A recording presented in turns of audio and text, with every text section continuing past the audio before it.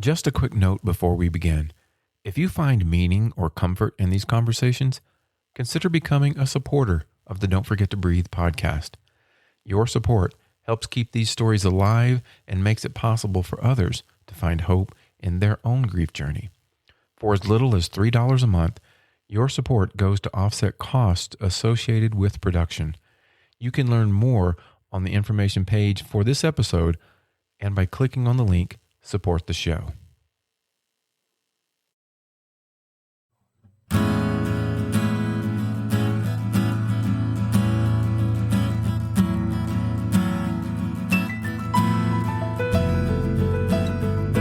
Welcome to Don't Forget to Breathe. I'm Bruce Barker, here with my co-host, Kristen Glenn. Today's conversation is one that many bereaved parents will recognize immediately. Our guest, Marissa, shares the story of her daughter, Skylar, who died in 2015 at just 4 years old. While years have passed, Marissa reminds us that for a parent, time doesn't erase love and it doesn't erase loss. She speaks openly about the physical pain of grief, the loneliness that can come when everyone else seems to move forward, and the complicated emotions that can make healing feel like you're somehow betraying your child. But she also shares something incredibly important: why it's okay to say our children's names, why remembering them matters, and why simply sitting with someone in their grief can be one of the greatest gifts we ever give. This is an honest conversation about love, trauma, addiction, hope, and taking the first small steps toward healing without ever letting go.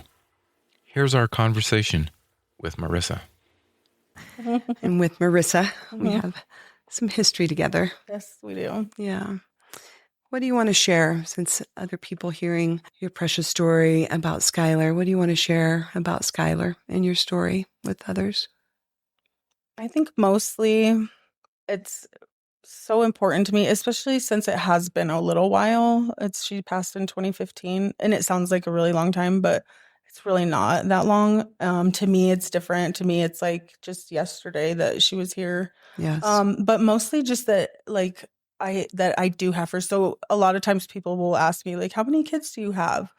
And that really stumped me up in the beginning, because then I would every time go into like, oh, I have a son, but my daughter, and she passed. And like, I would, really with strangers sometimes. And Yeah. I would get emotional, and it was just this like thing. And I stopped doing that, but I always will say I have 2 children. I do have 2 children, right? You do, forever. Like, she was here, like she existed, I guess. A lot of people will, like, people that are close to me, some of them, I guess, don't really know how to handle that situation. So like my mom, for example, she does not really bring her up. My sister, on the other hand, she's been so important in my grief process, because she will talk about her. She will say, remember that time? Or, she will send me random texts like, I want you to know that I'm really missing Skylar today, and I just can't imagine like what you're going through. You're the strongest person that I know. And so just, maybe like, it's okay to talk about her. It's okay to ask me about her. A lot of people don't. It's like one of those things, like, do I ask? Like, do I talk about it? But I think it's really important to still bring her up and to still talk about her, because it does sort of like keep her memory alive inside of me even. Absolutely. She's Yeah. forever your daughter. Yeah, exactly. Like, Yeah. she was here. She was a person, and she like changed me in so many ways, Yeah. So, yeah. Tell people about her. Tell our listeners about your Skylar. Tell us about who she forever is. So Skylar is my daughter. She was born in July, so I was like pregnant all through the summer, and I absolutely loved my pregnancy with her. I was ready to have a kid. I was married at the time, and we like were trying for a child at the time, Completely different experience with my son. I was much younger. But with Skylar, we like tried for her, and I got pregnant, and yeah, would talk to my belly, sing to my belly like every day. You know, I made her like the coolest little like nursery. I was like super ready for her. She was very wanted. And yeah, like when she was born, I just, I was worried kind of in the beginning because I did have my son. And I was like telling my friend, like, I don't know how I can love anything as much as I love my son. Like, I love him so much and he's my child. Like, I can't imagine like trying even to like love something else as much as I love him. It was very kind of confusing for me. Yeah. But when she came, it was like just so natural. And I understood instantly like how that was going to happen. And she was just such a joy. Very smart. She was always really smart, very talkative. She passed when she was 4. But those are like the funnest years, like 2, 3, 4, you know what I mean? When they kind of come into themselves. She was just such a princess, very friendly. I remember going to the store with her and I'm like, I can't take you anywhere because she would be like, oh my God, mommy, look at that grandpa right next to them in the store. He's so cute. Oh my God. Hi, grandpa. She would say just right next to these people. And they're like, huh? She's like, oh, you're such a cute grandpa. Like she was so extroverted. She was so extroverted, like even more than I probably was. And I'm extroverted myself. But yeah, she was very, very, very friendly. Real, like I said, she was very smart. She said words sometimes that I'm like, where could she have possibly learned that word? Like big words, like, Yeah. I just felt like her and I just had a connection that I had not felt up until that time. Like I said, I love my son very much, but my connection with her was different. She was like such a huge part of me. Like I just would look at her and I just saw so much of myself in her. And I remember when she would be sleeping and stuff, I would lean over and, like almost just like kind of breathe in her breath. Like I loved her so much. I would I just couldn't get enough of her, Yeah. And she knew that. She knew how much I love her. Yeah, it was she kind of rocked my world, to be honest. I was not expecting to feel the way that I felt about her. So such intense love for that little girl. Such an intense love, like made only by like the gods in the cosmos, like such a it was almost like a reuniting of souls, when she was born. I just felt these feelings I didn't even know that I like had inside of me, so it was like when she passed away, it was like just such deep like sorrow, like to lose that, it's been really hard. You feel like you're losing a part of you. Yeah, I felt like I did lose me, and I've said before, like I died that day, like she passed and so did I. Like the person that I woke up that morning, that person that I have been up to that point, totally died that day. Like I am not the same person that I was that morning. So much inside of me changed, and I'm a completely different person. From that moment forward, I've really struggled to like figure out who I am without her. Yeah. I do understand that searching for, what does this mean? Yeah. Who am I? Exactly. And it's been hard. It's been really hard. It's like I said, it happened in 2015 and you were there with me in the very beginning.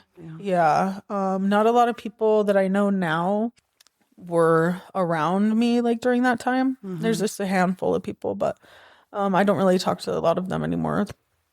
I remember just the like rawness of it in the beginning and the physicalness of it. I physically was pained. I was physically like unable to grasp what happened. It was just such a physical thing for me. The pain that I felt, it was like just ran through my body. Like I just had no idea. Yeah, it really manifests in our deepest parts of our yes. And it's like, and I like couldn't get it out. I still can't. I feel like I live every day with this huge rock inside of me, like just real deep in there, just this rock. And sometimes when things happen, like my cousin passed away like 3 weeks ago and we were really close. And when stuff like that does happen, it's almost like it brings kind of that rock to the surface, and it just makes me feel things so intensely. Even like fighting with my boyfriend or things like that, I feel this pain inside of me, and I know that that's where it's from. It's from that deep hurt that is always going to be there. You know, I can try to shove it down and I can try to mask it, or I can try to numb it with drugs or alcohol, and nothing has, you know, none of that is long-term beneficial, you know. The sorrow is as intense as the love. It is exactly that. That is exactly what it is. It is exactly that. And I realized that very early on. I think maybe you were the one that said that to me, and it made so much sense. And it kind of almost made it okay that I was hurting so much, because then, you know, I'm like, this is how much I loved her. I will hurt for her, and I'm okay with that because it's just a testament of how much I loved her. Yeah. I can feel your love for her always. Yes, always. Always. I think about her every single day. There's not a day that goes by that she doesn't pop into my mind. You know, as the years have gone by, it's like it has, I don't want to say the pain has gotten less, because I don't think it has, but it's definitely changed. Yeah. It like changes kind of, you know, and you learn how to deal with it or not or whatever. And it just always there. But I have learned to kind of, like I said, just shove it deep down inside of me. And it's really, that's a very lonely place. That is a very lonely place for me. My mom, my sister, you know, the family members that I have that were, my son even, that were really deeply affected by her loss also. I feel like they have kind of processed some of their grief. I don't want to say they've like moved on or anything, but they have definitely moved forward in their grief, right? And I just haven't. I really have not. I haven't allowed myself to do that. Like I'm stubbornly like just stuck, and I've learned to be kind of okay with that, and it's not been healthy for me. It really has not. It has not been healthy. Like I said, it's been very lonely because I'm the only one that's still way back there at the very beginning, right? But I am doing things now, as in like this next week, I will be starting grief groups at the grief center in Greeley. I just had my intake with them on Wednesday, like just a couple days ago. Glad to hear that. Yeah, it's probably been time, you know, a long time coming that I do that and allow myself, you know, the opportunity, I guess, to like just bleed out and hopefully heal a little bit, you know. Part of me doesn't want to, but I feel like I deserve that. I think you said that so well. Bruce and I've talked about is starting the process of healing a betrayal, you know, somehow. Absolutely. If I feel better, am I betraying? Oh, yeah. You know? Oh, I was like not smiling for months. I did not laugh, even though something I saw or found was funny. I would stop myself. Yeah. I was, you know, even like eating food. I mean, everything it was just like, it did feel like a betrayal. I hate that so much because it's really not. It's not what any of our children would want for wish, us. right? Exactly. But for someone else to say that, I remember in my journey, people would say, Zach would want you to be happy. And I would say, don't speak for him. I wouldn't say this outwardly, but I would think like, don't speak for him. Right. You don't know him. Exactly. He was very similar to Skylar's age at his death, almost 4. And I need to discover that for myself. Right. But don't push me to, quote, be better. Right. Based on, don't make me feel guilty for not rushing my grief. Exactly. Because that's what my son would. It was almost like this weird message of like, if you're going to grieve right, you're going to do it in our timeline because we want you to be better. Exactly. You know? Because we need you to be better. We want former Marissa. We want you to magically be back to her. Because it is stressful for them also, I'm sure. It's very, people that care, their strange way of showing it is to want you to be somehow your former self. Exactly. And like you so beautifully and truthfully said, that person is not here anymore. Mm-hmm. We're forever changed. And that person, a lot of elements of us left on that day. Our children left the earth. Right. So Marissa, you've described where you are on this journey and that other people they're at different places. And so we do know that we don't compare griefs and we don't compare our journeys as far as, especially with our timelines. And so you're farther along than you may think because you simply recognize that you're not farther along. Exactly. If that makes sense. You. It does make a lot of sense. Yeah. So what has surprised you most about grief, where you were then and where you are now? You know, I thought in the beginning that I was going to feel like that forever. Like the rawness and like I was saying, the physicality of like the just how it was so physical for me. I really didn't see like a way out of that. I honestly, you know, I felt completely and totally doomed in the, you know, when it first happened, up until, I mean, I probably was in that really tough place, the really like raw place for at least a couple years. Obviously, as the time goes by, it's not like it was on day one, right? But I was still really not okay. I think I was surprised when I started to kind of pull out of that a little bit. I hated it. I hated that I was like not feeling that, you know. I had kind of gotten used to it, and I'm a recovering addict as well. So I turned to like doing drugs and trying to numb it, and you know, for a long time I did that off and on. I have had like bouts where I've been clean, but I feel like the core of my addiction issues is that rock that I was talking about. Just anything to distract from that. To answer your question, I was surprised when I started feeling a little tiny bit different. It surprised me. I really thought that I was never going to be okay. And I'm still not okay, really. Like I'm more okay than I was, but I guess that surprised me. And it also surprised me how, well, like how you were talking about, like, you know, everybody has their own grief journey, right? I suppose the people that I kind of expected to be there the most for me were not the people that ended up really sitting with me through that. I was very, very surprised to find out who was actually there when I really, really needed someone. Totally different scenario than I would have assumed or thought or even expected. So when you were describing and I'm putting a word to it, but that level of despair, that level of grief, would you say in your case that that's more of a comfortable place to be because it's what you're Absolutely. familiar with it? Yeah, and to be to honest, fight out of it. Yeah. Truthfully, yes. And kind of to touch base on what you said, Kristen said earlier, just about the feeling like I'm betraying her by coming out of that, or by not constantly in my mind about that. Because I think at some point your body's like, I can't take it anymore.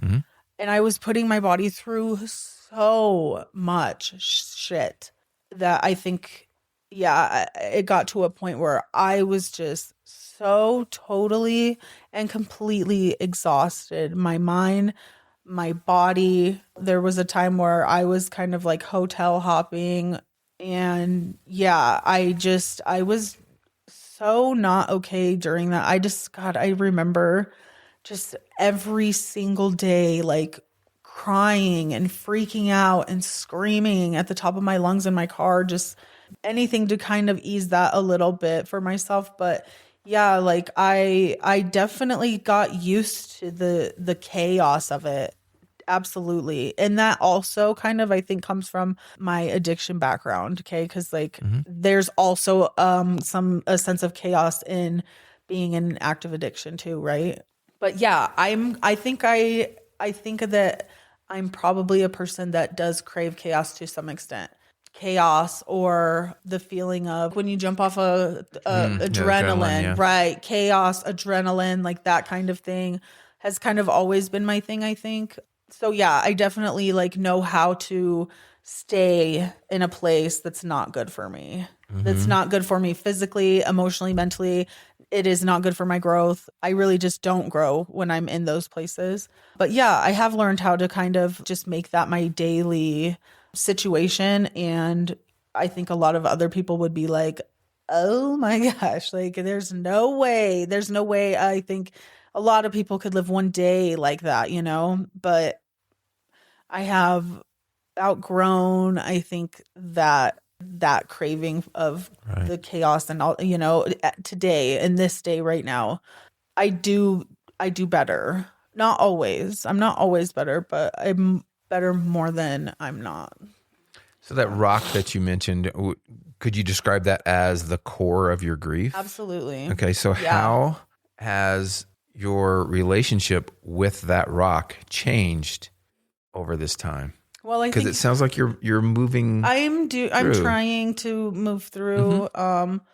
Sometimes I feel still like I'm doing something wrong by trying to do that. But in the beginning, I think I was just so out of my mind that, I guess I didn't really realize that's what was happening with it. I don't think I noticed that like rock situation until kind of came out of that like chaotic place. So it had to be years later. But the rock, it remains like it's grown over time, I think. And I see it in my daily life when, like I said, like life happens, my cousin passed or whatever, whatever the situation is that brings about like emotions. I feel them so intensely. I know it's there, like I feel it and I'm not able to break it up yet. And I think that will come with time. And I think that will also come with help, like from this grief center. I met the lady that's going to be my therapist, but she seems very sweet and understanding, very empathetic. I like her a lot. So I'm hoping that this will be the thing that will help me like kind of dig in there and like pull some of that out of me, because it's just, I've gotten in so much trouble because of it. I don't want to say I'm like excited, because I'm not excited, but I do look forward to maybe just trying something different. Yeah. Yeah. I think that's what I wanted to ask you is like, what would that journey towards some healing and finding happiness look like for you? What do you wish for yourself? Do you believe that you're worthy of that happiness? So I know I am worthy of being happy. I think every person on the earth is worthy of that. And that's true. Everyone deserves to be happy. Everyone deserves to be treated with respect. Everyone deserves to be in a relationship that's healthy, that kind of thing. And I know I'm included in that. I feel like I have been kind of torturing myself, almost like intentionally, like putting myself in these positions where I know it's not a healthy relationship. I know I'm not going to be happy and treated with respect, and then I'm not. And part of me feels like, if I'm happy here without her, like, does that mean that that I'm still sad? Like I don't know what that'll look like for me. Right. I don't know if I want to be completely happy here, without her. But maybe just a little bit. A little bit more than I've been will be a good start for me. Letting like a ray of that exactly come towards you. Absolutely. Yeah, absolutely. We've talked a lot about how there's a discovery at some point that you realize that both the sorrow and happiness can coexist. And yes, that you're not letting go of Skylar or your grief or your love by letting it, just a ray of happiness. Just a little one in the beginning. I think that would be just right, Yeah. I still can't look at pictures of her. Yeah. I still can't watch like the videos that I have of her. And that makes me really sad. That lately has really been bothering me, because in my mind, like I know that I want to look at pictures of her. I want to remember the stuff that like we did together, and I've spent all of this time shoving it down and pushing it out of my mind and distracting myself from it. And I feel like in a way, that dishonors her a little, I want to be able to do those things, right? And maybe I will be able to in the future. That's my hope. That's one of the main things that's really like hurt my feelings.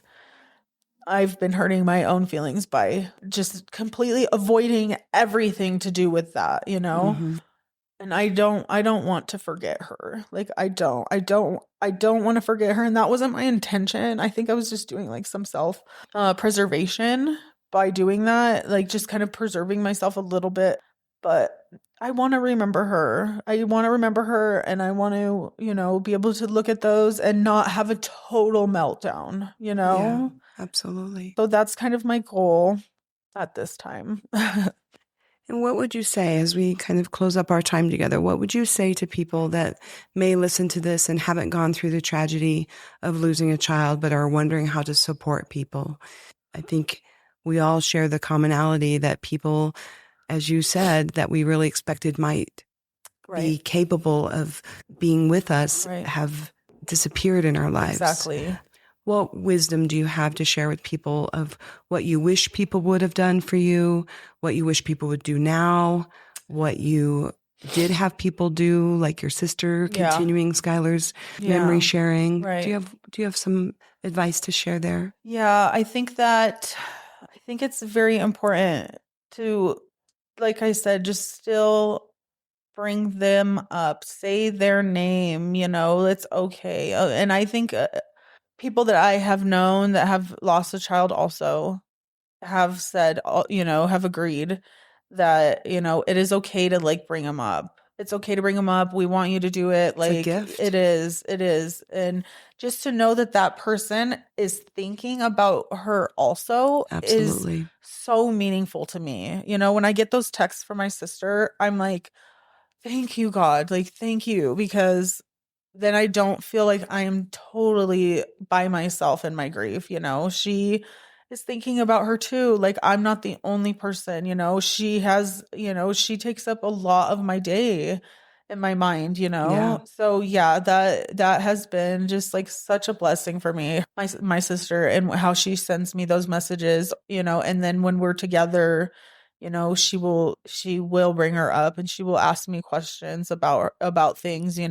My niece is a year older than my daughter was, so she's in high school now. I just went to her choir concert the other night. She plays really good violin. Wow. And I look at her and I just really grieve the loss of the things that I was kind of entitled to experience with my own daughter. Absolutely. I missed all of that, all of the school stuff. I know that, at her age now, we would be sharing clothes and, that kind of thing. I know, my life would be a lot different than it has been if she would have been here, and it's, for the people, I guess, I think it's natural to maybe expect certain people to be there when she passed. The ones that decided that they were willing to sit with me in that has been very meaningful to me. And I do tell them that. I think it's important to tell them that too. Yeah. The ones that are willing to sit with you in that, I think it's important to let them know how much it helps and how grateful you are that they're there, because that's a huge deal to be willing to be, and to totally honest with you. I've had people in my life that have since lost family members or even children. I have a girlfriend, and she was one of the people that came, that was there for me when my daughter passed, and her daughter passed like a year ago. And I don't think that I was there for her in the same way that she was there for me. And I didn't feel like I could be. I did not. It was, it just really brought up a lot of stuff inside of me too, so, and I just felt like I really needed to protect myself and in that. But I think it's important that they know that means a lot. Well, and that you've been willing to be vulnerable with people that you never imagined would be part of your circle. That's been huge, the vulnerability part. Yeah. That's been huge. I've said some things to people that have literally like shocked them to their core, things that I think about, like her past, when she died, and how scared she must have been, you know, and me not being there and stuff. Like I've gone into detail about like being in the hospital with her and like what that looked like, you know, my experience there. And I've, you know, really shocked some people with some of the things that have come out of my mouth regarding that, just things that people don't even think about, you know what I mean? But the fact that they listen and, you know, are willing to just be there and not even say anything sometimes. Yeah.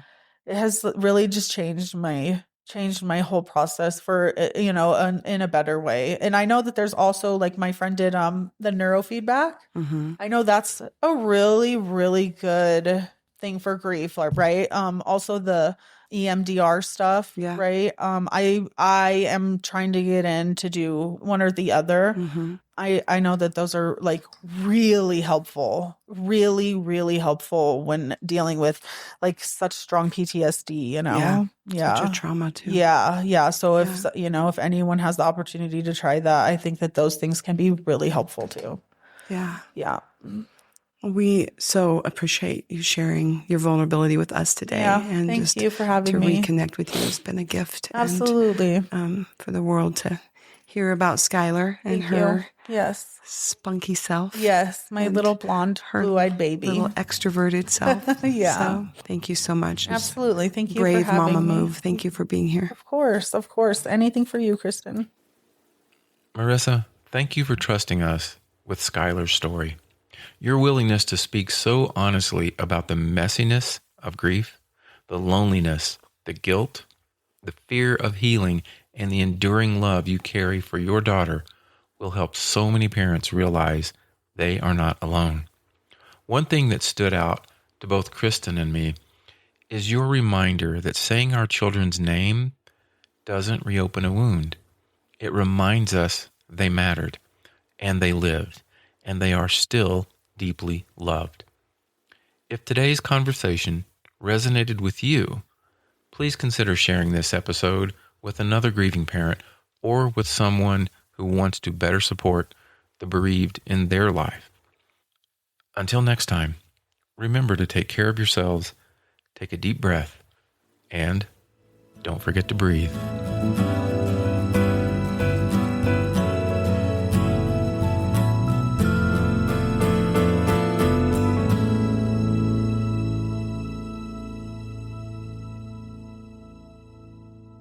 One more thing, this podcast is for informational and educational purposes only. We are not licensed professionals, just parents who've experienced unimaginable loss. This isn't meant to replace help from a therapist, doctor, or other mental health professional. If you're struggling, please reach out to someone qualified. You are not alone. You can also contact us by going to the show notes and click on Send Us a Text, or you can visit us at our new website, don'tforgettobreathefoundation.org. Feel free to email us at support@don'tforgettobreathefoundation.org. That's support@don'tforgettobreathefoundation.org.